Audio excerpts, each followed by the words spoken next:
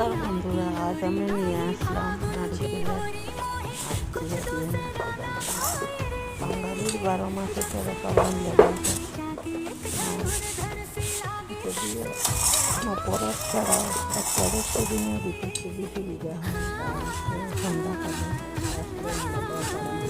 তেল এতটা চিনি আর এগুলার নিয়েছি চিড়ে ভাজা। তো সবগুলোকে একত্র মিক্স করবো, মিক্স করে মেখে নিব ফার্স্টে, তারপরে আমি শিলদানায় বেটে নিব। দেখতে থাকবো।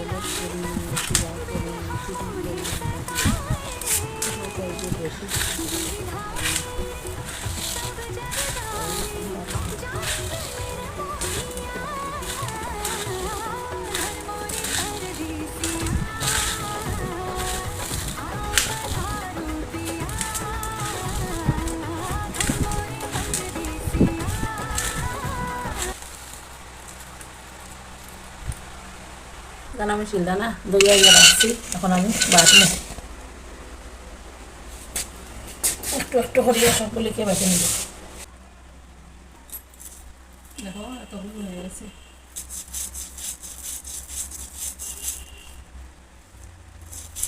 গ্রাইন্ডারে পেস্ট করলে তাড়াতাড়ি হয়ে যেত, কিন্তু আমার গ্রাইন্ডারটাও খারাপ হয়ে গেছে। উলিয়া খাইলে একদম গুঁড়া করে দিয়েছে ভিতরটা। তখন গাইলের মধ্যে কুটলে খালি লাগবে গুঁড়া বাই।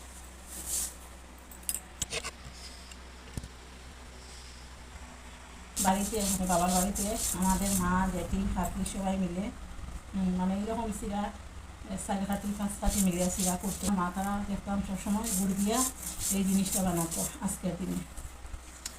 আর মানে আমরা স্নান করিয়া আজকে ভাইয়া মানে সিরা দিয়া চিনি দিয়া গুড় দিয়া লাড্ডু আর দুধ দিত সবাইকে খাইতাম এটা সকালবেলা।